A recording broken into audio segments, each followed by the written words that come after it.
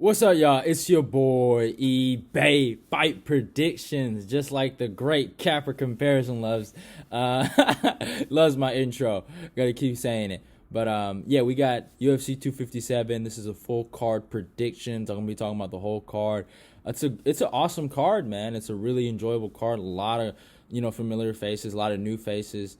But yeah, man, let's get to it, man. First fight of the night: Amir Albazi versus Zaglas Zumagulov. Awesome fight, bantamweights. Amir comes in 13-1. Fights out of London, age 27, height 5'5", and reach 68. Zaglas is 13-4. Fights out of Kyrgyzstan, age 32, height 5'4", a reach of 66. Man, I think Zaglas is coming off a loss to Ruli and Pava, and his most recent one was against Ali, being Antônio. And Amir's most recent one was against Malcolm Gordon, being triangle choke, and his most recent loss was to Jose Torres. I like this fight. They were supposed to fight a while back. I remember I was gonna go Amir Albazi. I'm gonna still go. I like Zaglas' style. He's very in your face. He's like a pit bull in there. He's gonna go for. He's more like, if I was to say anything, just like a really rough Muay Thai fighter. He's gonna go for those kicks. He's gonna throw a lot of looping shots at you. But I think Amir's grappling is gonna take over, and I think he gets a decision in this one. But it is what it is. Next up, sorry, I had to burp a little bit. Nick Lentz versus Movsar Evloev. This is an awesome fight. Nick Lentz comes in 30-11-2. Fights at a Coconut Creek, Florida. Age 36, height 5'8", and a reach 68. Mozart is 13-0. Fights out of Russia, age 26, height 5'7", and a reach 72.5. This is an awesome fight. Nick Lentz was actually supposed to fight Mike Grundy, and a lot of people were gonna go with Nick Lentz. I seen that, and that's actually, I could see Mike Grundy, shooting for a takedown and maybe getting caught in the guillotine. Nick Lentz has a really good style. He's a decent fighter. He's a Henry Hoof guy.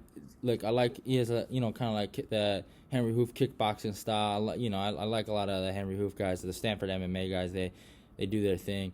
So I could see him beating Mike Grundy. That was more like 50-50 for me, but I ended up going Mike Grundy.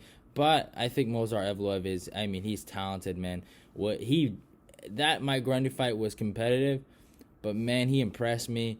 His ability not only to be on the defensive of his wrestling, but to use those sprawls and level change and then strike. You know what I'm saying? Like, to mix it all together. It was beautiful to watch.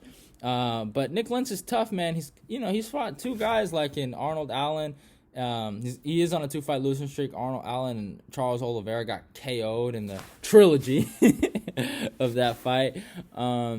But Arnold Allen is a ranked featherweight, and what's his face? And Charles Oliveira is like the number 3 lightweight in the world. So there's no shame in those losses.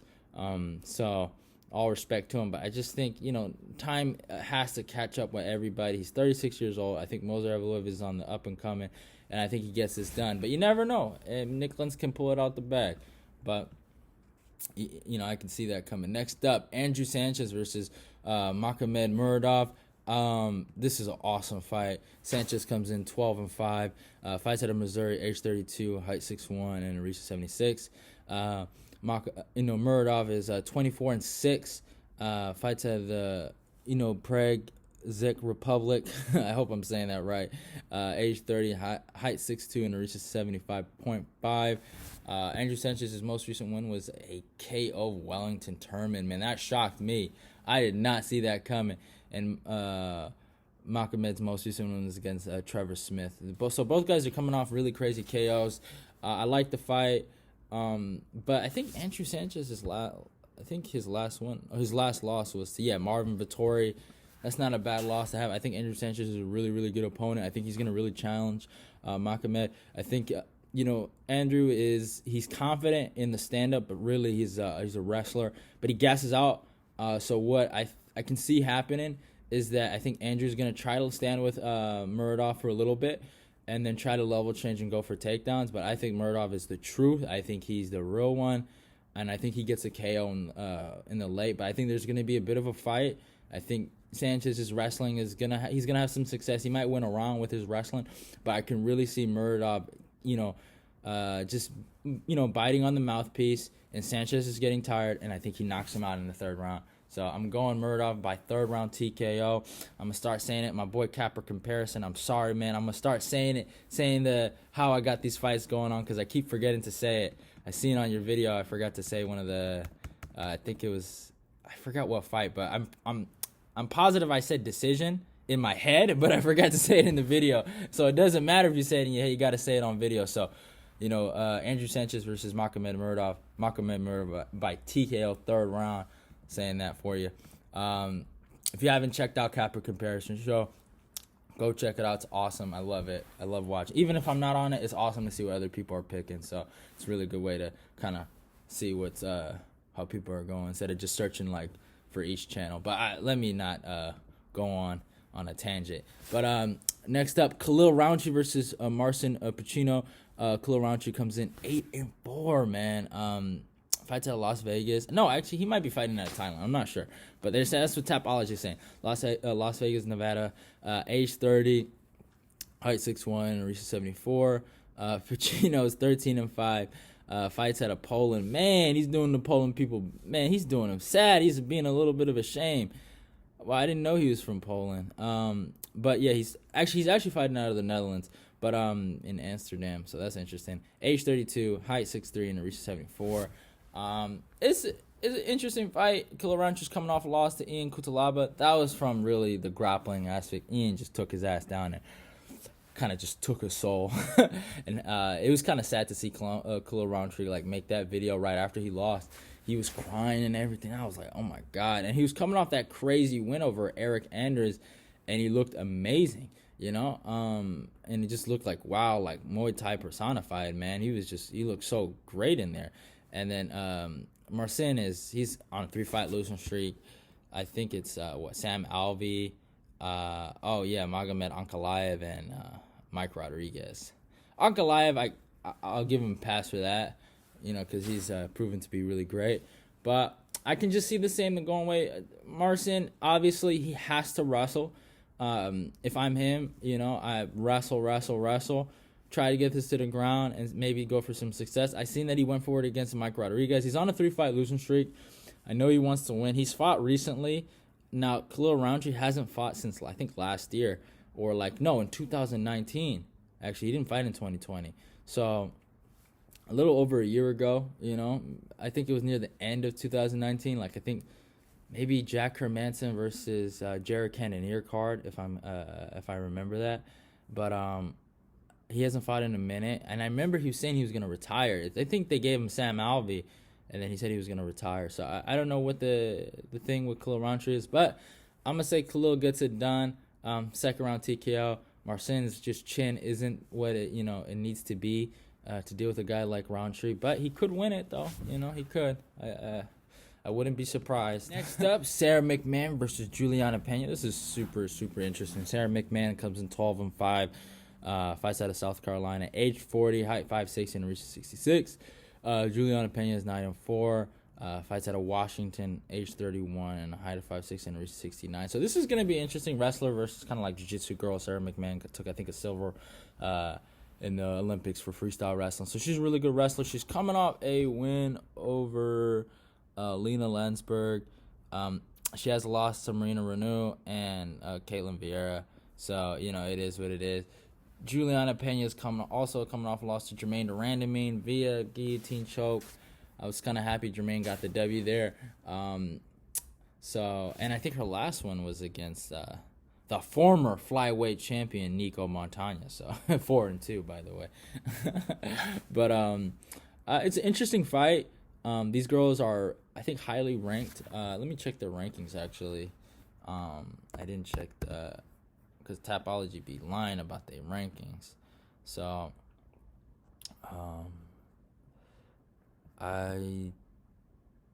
Julianna Peña, oh my gosh, she's 7 and Sara McMann is 9. So that's a good matchup. I see a lot of people are going with Sara McMann on Tapology, which is interesting. I think Julianna Peña is gonna get this done. I'm saying submission second round. That's just kind of a hunch. These female fights are kind of hard to predict sometimes. But Sara's looked decent, and she's been working with alpha male, I think, lately. So she could surprise me, and show some stuff. But I think Julianna Peña gets this done by a second round sub. Next, by Brad Tavares versus Antônio Carlos Júnior. Man, this is a great fight. Brad comes in 17-6, fights out of Las Vegas, Nevada. Age 33, height 6'1", and reaches 74. Carlos is 10-4, fights out of Brazil, age 30, height 6'2", and reaches 79. Interesting fight. Brad's last fight was against Edmen Shahbazyan, and I think he's on a 2-fight losing streak. He also lost to Israel Adesanya by decision. Antônio Carlos Jr. is also on a 2-fight losing streak. One to Ian Heinisch and another one to Uriah Hall. I think it's not bad that they lost. Antônio losing to Uriah Hall and Brad losing to Adesanya. It's not bad. They lost to top-ranked guys, but I think what makes it bad is Antônio has his loss to Ian Heinisch, and Brad has his loss to fucking Edmen Shahbazyan, which is interesting. Both guys lost to Derek Brunson in terms of Edmen Shahbazyan and Ian Heinisch, which is kind of funny. But Brad he's tough as hell, man. He was on a legitimate 3-fight win streak, and he's been murdering fools, man. Krzysztof Jotko, Taylor's Ladies, and Elias Theodore, man. He was on a bit of a 3-fight win streak. Same thing with Antônio Carlos Jr. He was also on a 3-fight win streak at the time. It was over Tim Boetsch, Jack Marshman, which isn't that good, and Eric Spicely. So what I'm saying, that's not great. But I think Brad Tavares is he's a legitimate guy. I think he has good takedown defense. I know some people are questioning his chin, but he's 33. He's been in the game a lot longer. Antônio hasn't. I think he knows what he has to do in terms of takedown defense. He's fighting at Extreme Couture. I think those guys have really good boxing, and they are really great in the pocket, a lot of those cats. So I think Brad Tavares gets this done by decision, but it's a close one though. I can see Antônio Carlos Jr. taking him down a whole bunch, or taking his back and stuff like that, and submitting his ass. But next one, this one is a fucking banger of a fight. Arman Tsarukyan versus Nasrat Haqparast. I hope I'm saying that right. Arman comes in 15-2. Fights at Arman, age 24, height 5'7", and reaches 72. Nasrat is 12-3. Fights out of Germany, age 25, height 5'10", and reaches 72. Man, these guys, are legitimate prospects. Nothing. I am so this to me is 50-50. I look at this, but it's kind of like you look at their skill sets, right, and you look at their last 2 fights. Arman's is on a 2-fight win streak over Davi Ramos and Olivier Aubin Mosier. That's a decent win, and he's also, his last loss was to Islam Makhachev. Nasrat is coming off a win over Alex Munoz, and his last loss was Drew Dober via KO. Alex Munoz he's a good fighter. Didn't have the skills he needed for that fight. He just kind of had a takedown and had some boxing, but he didn't have the setups. He didn't set up the takedowns correctly. So that's what I saw in that fight. Nasrat, and man, he's TriStar guy. Arman, he's so, that kid is so talented, and I can't wait for the fight. But I don't like looking at fights like this, but Arman, he had a really close fight with Islam Makhachev. Nasrat got KO'd by Drew Dober. Drew Dober and Makhachev are going to be fighting. I think Makhachev is going to kind of destroy Dober. Even though Dober is a good fighter, nothing against it. I just think I can see this going Arman's way, maybe via split decision. I think this could be a really, really close fight. I just think some of the takedowns are gonna, they're gonna stack up, and I think he's gonna get this done. And Nasrat, he has good takedown defense, man. He looked amazing against Alex Munoz, who's a really good wrestler. I think he's like the main. I think he was the wrestling coach for Alpha, man. He's a good wrestler. But sometimes, college, collegiate, folk style wrestling doesn't really translate all the time to MMA wrestling because it's a different kind of wrestling, and that's the truth. So it is what it is. I think Arman, I think he gets it done via decision. So I'm going with him. Next up, we got the ladies, man. Marina Rodriguez versus Amanda Ribas. Man, this is a good fight. Marina comes in 12-1-2. Fights out of Brazil, age 33, height 5'6", and reaches 65. Ribas is 10-1. Fights out of Brazil, age 27, height 5'3", and reaches 66. Man, Ribas is coming off a win over Paige Van Zandt, and Marina Rodriguez is coming off a loss to Carla Esparza, which was a split. It was a good fight. Rodriguez is a good fighter. What she was able to do on the bottom, she messed up Carla's face like bad. And it was impressive. And then she had a draw with, two draws, with Cynthia Calvillo and Randa Marcos, which is interesting. So, this is a good fight. Marina Rodriguez is a good fighter. She has a win over Tisha Torres. Amanda Ribas is probably going to be her highest level of competition. In terms of rankings, I think Ribas is number 9 and Rodriguez is number 8, so she is ranked ahead of her. Who do I see winning this? I got to go Ribas, and I'm going to take a dig at it. I'm going to go in third round submission. I haven't seen enough to say that Ribas is gonna get submitted, but I think not Ribas. I keep on getting these girls mixed up. I haven't seen enough to say Rodriguez will get submitted. I've seen enough to to tell that she will get submitted, but I think Ribas is gonna challenge her, in the grappling area, and I think that girl's legit, man. I really do. But Marina Rodriguez is no punk, man. Her Muay Thai is legit.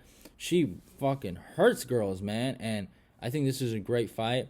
But I'm going Ribas by third round submission, so I could be wrong. And I think Marina Rodriguez is not a bad girl to pick. I wouldn't be too surprised by that. Next fight, Ottman Azaitar versus Matt Frevola. Ottman comes in 13-0, fights out of Germany, age 30, height 5'8", and reaches 71. Matt is 8-1, fights out of Tampa, Florida, age 30, and a height of 5'9", and reaches 71. Ottman's coming off a win over Kama Worthy. Matt Frevola's coming off a win over Luis Peña. It was via split. That's crazy. That was a long time ago. Matt Frevola's been scheduled to fight, but here's what I gotta say about this. Matt better wrestle his ass off, man. He better go for takedowns galore. He had a split decision against Lando Venata. That was an awesome fight. I love that fight. But I think Ottman Azaitar is going to knock him out. But I would like to see more out of Ottman. I was impressed against Kama Worthy, but I think Frevola, he's not no punk. He's gonna challenge you, Ottman. So I think Matt's gonna have some success in the first round, and I think Ottman knocks him out in the second. So that's what I'm going with. Ottman Azaitar is second round, TKO. Next fight, Jessica I versus Joanne Calderwood. Jessica comes in 15-8, fights at Ohio, 34, height 5'6", and reaches 66. Joanne's 14-5, fights at Las Vegas right now, I think, yeah. Age 35, height 5'6", and reaches 65.5. Jessica's coming off a loss to Cynthia Calvillo, and her most recent one was against Viviana Joru. I don't know how she did that. And Joanne Calderwood's most recent loss was to Jennifer Maya, and her most recent one was against Andra Lee via split decision. I don't know how to break this fucking shit down, man. I really don't. What am I talking about? I've seen these girls fight before. Jessica I is a very interesting individual. Joanne Calderwood is also a very interesting individual. I guess I'm gonna go Jessica Ai. I think Jessica Ai is gonna get this done by decision. I think she has better boxing. Joanne's more of like a Muay Thai fighter and stuff like that. She uses a lot of more body kicks and she's more technical there, and she wants to go to the clinch and stuff like that. Yeah, I'm gonna go. I'm going Jessica Ai via decision. I'll say that. And next up, man, the co-main event. Daniel Hooker versus Michael Chandler. Dan Hooker comes in at 20-9, fights out of New Zealand, age 30, height 6 foot, and reaches 75.5. Chandler's 21-5, been fighting out of Florida, Coconut Creek, Florida, Stanford MMA, age 34, height 5'8", and reaches 69. Hooker's the number 6 lightweight in the world. Chandler's coming out from Bellator. His most recent one was against Benson Henderson. Awesome KO. Then he, knocked out Sydney Outlaw, which was insane. Obviously, Sydney was like a late notice replacement. And his most recent loss is Patricio Pitbull. But Chandler, he's been a staple of Bellator for a long time. I kind of saw Chandler when he fought Eddie Alvarez, and he was like a nobody when he got in there, and he shocked the world. But, and then I saw his Will Brooks fights, and then I'm like, oh, no. And Will Brooks, I feel like Daniel Hooker can imitate that style for this fight. Daniel Hooker he's proven to a lot of people, and I know a lot of people don't like him for some odd reason, but to be an elite guy at lightweight, what he was able to do to guys like Jim Miller. And if you want to, Jim Miller's trash. Well, Jim Miller went to, a majority decision or whatever draw against Dustin Poirier, okay? Some people might argue he won that fight, right? So, and I don't argue that, obviously. I think Dustin won that fight. But, he knocked him out in the first round, submitted Mark Dukesky, just destroyed your boy, Gilbert Burns. I know y'all love that fool, right? Killed him. And man, it was rape what he did to Gilbert Burns, Obviously, he had his loss to Edson Barboza, which wasn't the best, But yeah, he came back, knocked out, what's his face? What's this guy's name? Yeah, James Vick, Ally Quinta. And yeah, he had his win against Paul Felder, and then had a Fight of the Year contender. Oh, actually, the Paul Felder fight was a Fight of the Year contender too, and then another Fight of the Year contender with Dustin Poirier. Hooker, he's a killer in there. He does take a little too much damage, but I think he knows that. He's talked about that. I've thought about this for a minute. I was kind of going via finish, but I think Hooker gets this done by decision. I think Hooker's going to land. I think this is going to be very similar to the Ally Quinta fight. I think Chandler's going to go for a lot of takedowns, and I think he will get some. I will give him that. He's a better wrestler than Allen, more explosive. But then I think eventually he will get tired. I think Hooker will stop some of those takedowns, and I think he'll drop him in the third round. And I think Hooker will take this. I got Hooker winning this. Hooker's my boy. I like him a lot, and I think he's going to remind Chandler that this is the UFC. This isn't just some playground where, he can get whatever he wants, and he's going to let him know, man, Hooker ain't going nowhere, and he's not going to knock his ass out, but he's going to beat his ass. And then next up, Conor McGregor versus Dustin Poirier. And also, Daniel Hooker and Michael Chandler, I also will have a breakdown for that fight. It will be coming out soon, so go ready for that. And I also will be having a breakdown for Dustin Poirier versus Conor McGregor too, the rematch. I like this fight a lot. I'm not going to go too in-depth with it because I do have a fucking 30-minute breakdown on it. I got Conor McGregor, second round TKO. All love for Dustin, but I saw what I need to see in the Daniel Hooker fight, or Dan Hooker fight. I don't know why I keep on calling him Daniel. He was not defensively sound. He was admiring his artwork too much, in the great words of Teddy Atlas. I just do not think that he's going to have to wrestle in this fight. He did it against Pettis. He's going to have to do that again. I don't think he's going to be able to do it against Conor. I think Conor's takedown defense isn't that bad.